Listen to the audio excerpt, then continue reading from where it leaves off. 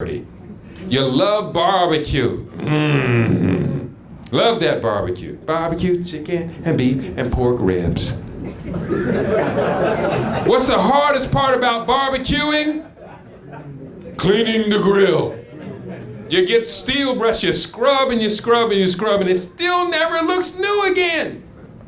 It will never look glue, so you just scrub it until people won't say, man, that's a dirty grill you got. You say, man, it's barbecue. It's supposed to be a dirty grill. What happens is this. Nature never created a microwave tree, convection oven, bush. Nature never intended humans to eat food that's hot. You see the gorilla running around with a pot of hot oatmeal?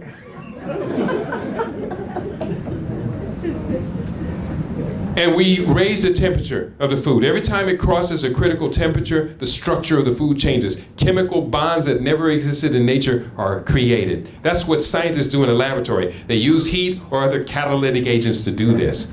Nature's catalytic agents are called enzymes. But we kill the enzymes when we heat the food over 140 degrees. Enzymes gone. Now you got to go to your white blood cells to digest the food. So 3 times a day you eat cooked food and you get the itis, digestive leukocytosis. You get sick. Your leukocytes in your blood cell go from 4,000 to 16,000. You are sick every time you're eating cooked food. That's why when you eat a big meal, you get sick. You fall asleep when you get the flu too. It's the same thing.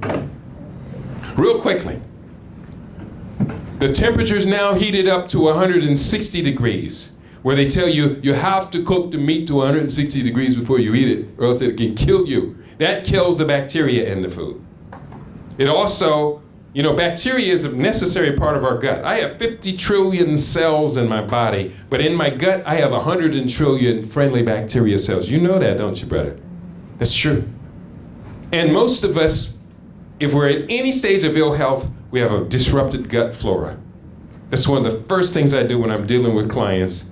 I figure out, why is your gut balance off? In almost any stomach disorder you think about, including parasites, that's a disruption of your gut flora. So above 160 degrees, most people don't know when you heat water above 190 degrees, the structure of water changes. Look at the pot. It's not boiling yet, but around 190 degrees, oxygen starts to detach from the water. You see the bubbles starting to come up. That's oxygen detaching from the water. Water is a carrier of oxygen. And when you heat, in nature, we didn't find very many instances of water 190 degrees. And when we did find it, we said, stay out of that water. We didn't have to put our food in that hot boiling water. Most of the places it couldn't be found like that. At 190 degrees, the structure of water changes, and water is life. Life is water. Water is life. So when you change the structure of water, you are changing the structure of life. Heat the food up now to 250 degrees. Now we have browning, the crust on the bread. I used to eat bread. I used to love bread, whole grain bread, the healthy bread, the bread like you buy when you're consciously looking for bread. My problem with bread was this. I would buy a 1 pound loaf of bread and gain 5 pounds.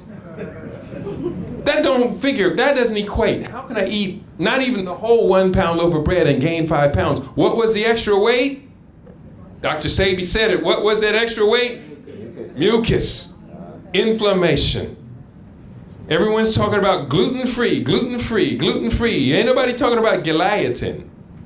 That other new protein introduced in the wheat in the last 30 years, the dwarf wheat variety has a new protein in it called gelatin. Look for the book, Nature's Most Perfect Toxin by Stephen Williams, I think is his name. It's in the wheat. They tell you gluten, gluten, gluten, gluten. They lie about everything else. You know that, right? They don't even mention gelatin.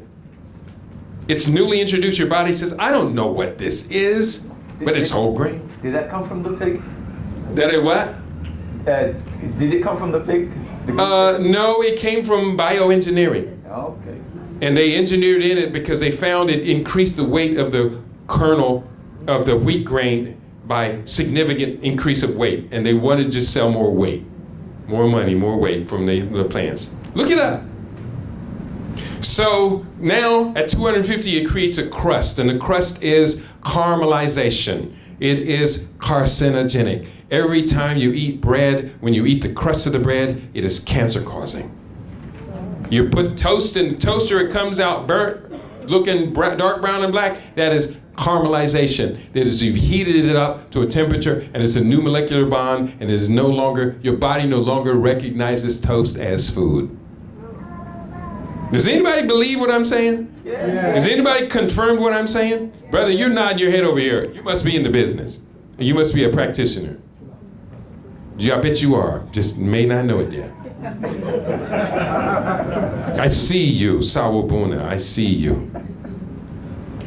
So then we keep raising the temperature up. Now let's fry the food. Fried chicken, fry anything. French fries. In the state of California, if you sell cancer-causing agents, you have to put a sign in your restaurant. And the gas stations have to put up a sign. Prop 65 is the law.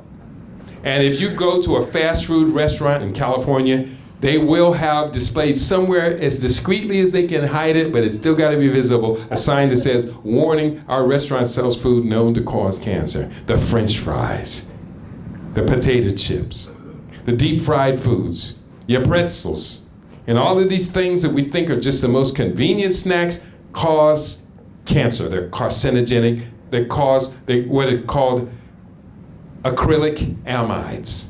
Look that word up, acrylamide, acrylic amides, carcinogen. You see the words automatically come up together. So then we heated it up to at 350, we're frying. I used to love my French fries. I bought a beautiful fryer. I got the good oil for it. But the problem was when I tried to clean the thing, I couldn't get it clean. I'd scrape it and scrape it and scrape it, and this stuff wouldn't detach, and the stuff didn't turn into glass. It was goo, hard plastic like glue, and I couldn't separate it. And I said, I'm not gonna eat that no more. I'm not gonna eat nothing heated up like that. And then that was after I started finding the research that said, this is why the stuff won't detach from steel. And if it won't detach from steel, how am I gonna get that out of my liver? And so we go up to 500 degrees as barbecue. And we create what are called PAHs, polycyclic aromatic hydrocarbons. The smell of that chicken, that deep fried chicken and barbecue wafting through the air, polycyclic aromatic hydrocarbons. It smells good, the sweet smell of death. We actually got that from living in the savannas.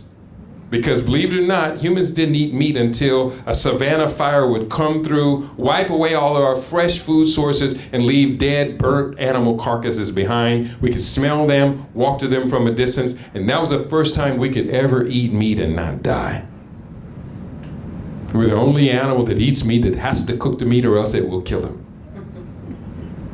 So then there's heterocyclic amines, HCAs and PAHs. Let's go forward. I'm gonna move real fast because we gotta get to Q&A.